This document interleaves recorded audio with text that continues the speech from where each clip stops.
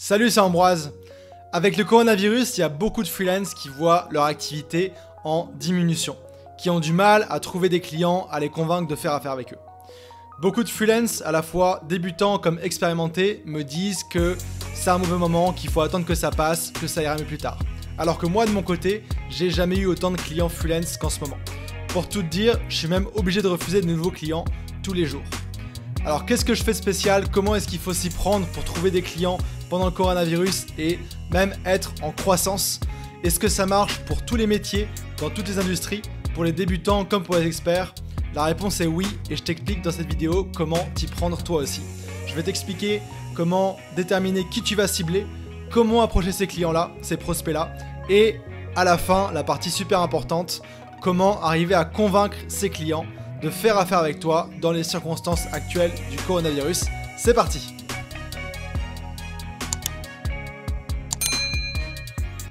Alors première chose, on va maintenant regarder comment est-ce que tu vas pouvoir déterminer ta cible et l'offre que tu vas leur faire dans les circonstances actuelles. Ce qu'il faut se rendre compte, c'est que même en état de crise comme ça, les basiques restent.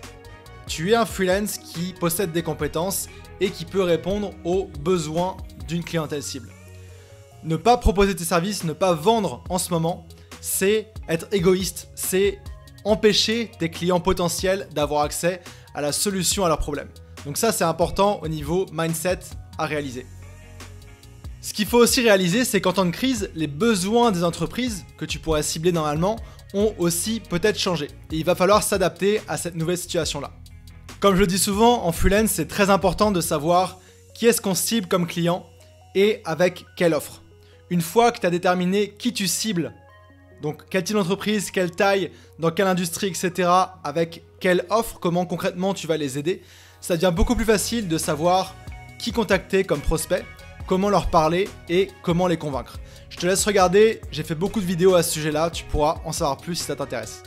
Donc comme je te le disais, les besoins des entreprises changent en ce moment avec ce qui se passe. Et ils changent de deux façons principales. D'abord, à court terme, les entreprises veulent pouvoir transformer leur activité et pouvoir être visibles en ligne, pouvoir éventuellement vendre en ligne.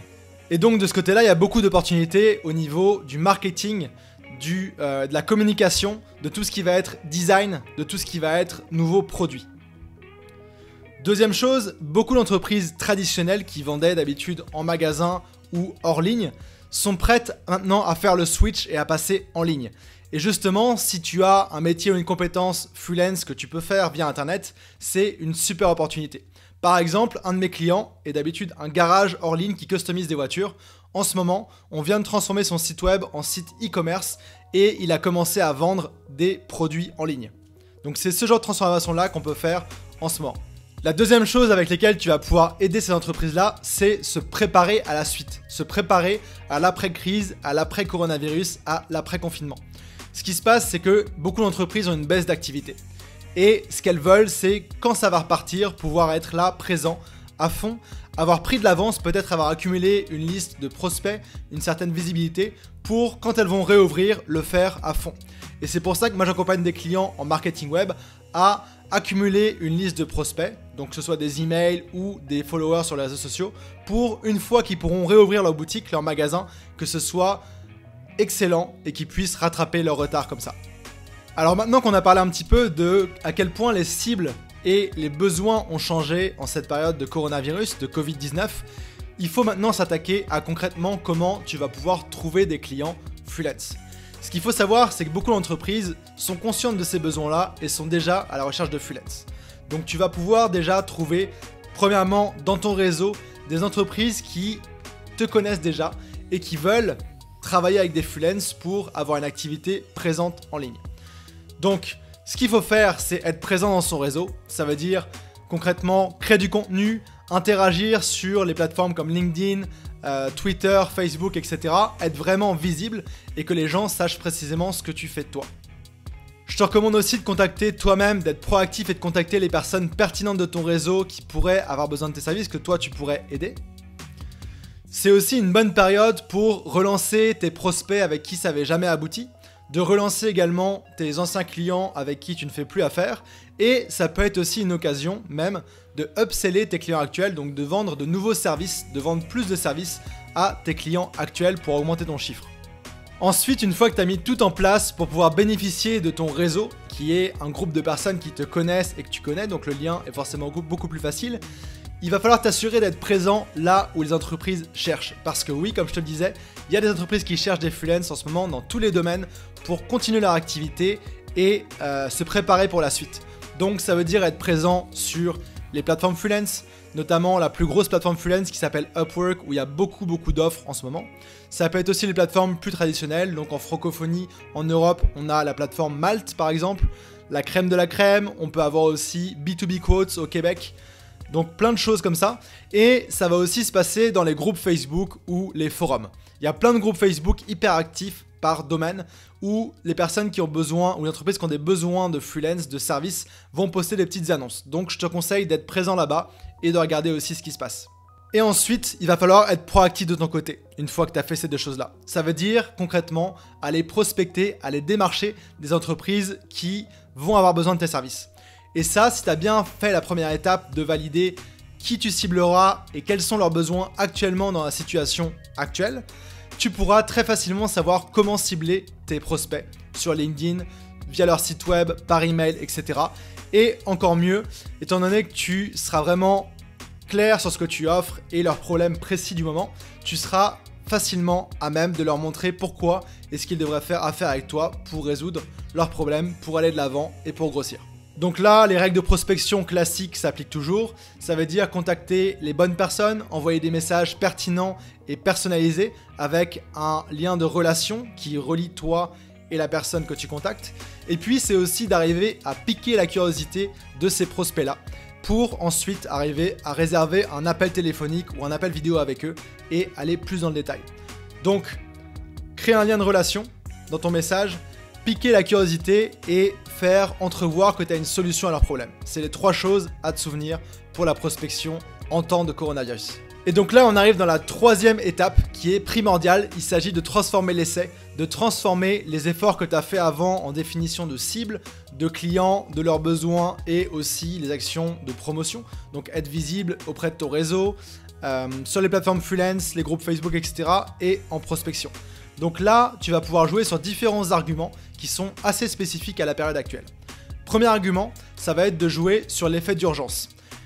Le confinement, c'est une énorme opportunité pour tout le marché parce que tout est en chamboulement, tous les consommateurs perdent leurs repères, les entreprises aussi, donc il y a beaucoup de choses à faire pour leur venir en service. Donc tu peux jouer sur l'urgence à la fois du fait que le confinement va bientôt finir, normalement, si tout va bien, et donc qu'il faut en profiter dès aujourd'hui et mettre en place des actions pour 1. En profiter pendant que ça a lieu, et 2. Se préparer pour l'après-confinement. Et un argument très intéressant de ce côté-là aussi d'urgence, c'est de montrer que en ce moment, beaucoup de gens sont chez eux et sont en ligne, sur Facebook, sur Instagram, sur YouTube, etc. Donc c'est le moment aussi de s'y positionner pour attirer leur attention. Et je parle pas forcément de marketing digital comme moi je le fais, mais ça peut être aussi en termes de design qu'on va montrer à ces personnes-là, de vidéos, ça peut être aussi en termes de produits qu'on peut développer, des applications, etc. Donc il y a beaucoup de familles de métiers qui peuvent bénéficier de cette partie-là. Un autre aspect, un autre angle aussi important à inclure dans cette discussion, c'est de jouer sur l'inconnu. Concrètement, on ne sait pas ce qui va se passer avec la suite du coronavirus, le déconfinement. Il y a beaucoup de monde qui parle d'un reconfinement cet automne. Donc c'est jouer un petit peu là-dessus, dire en fait que montrer que cette période dans laquelle on est, elle a lieu en ce moment, mais elle peut aussi durer pendant longtemps, pendant des mois, pendant des années, dépendamment de quand est-ce qu'on trouvera un vaccin ou une solution à ce virus. Et puis bien sûr, il y a aussi d'autres méthodes de persuasion, de conviction qui vont fonctionner en ce moment comme en tout temps. Ça peut être par exemple de proposer une période d'essai, une période de test, ça peut être de 1 semaine, de 1 mois, pour te donner l'opportunité de prouver ce que tu avances à ton prospect qui va du coup devenir ton client. Très important aussi de toujours dans la discussion identifier les besoins profonds, les besoins plus en détail de chaque client, son raisonnement psychologique par rapport à son besoin et éventuellement les blocages que ce client aurait là. Et donc dans ce cas-là, toi, ton travail, ça va être de désamorcer un par un tous ces blocages pour arriver à une entente. Tu peux aussi parler de retour sur investissement. Concrètement, une entreprise va investir du temps, de l'argent, des ressources en travaillant avec toi comme freelance combien est-ce qu'elle peut s'espérer récupérer comme retour sur investissement dans X semaines, dans X mois. Ça, c'est très puissant. Et puis, tu peux aussi emmener le client avec toi dans la réflexion, dans la projection, et arriver à faire en sorte que le client s'imagine la situation quand il travaillera avec toi. Tu peux essayer de lui décrire comment sera votre relation, comment vous allez communiquer, les résultats et les livrables auxquels le client peut s'attendre, et ça va l'aider à s'imaginer le début de votre relation et t'aider aussi toi à conclure l'entente et aller de l'avant. Donc en résumé, c'est très important de comprendre que avec la crise actuelle, les situations ont changé, à la fois pour les freelances mais aussi pour les entreprises qui ont des besoins différents.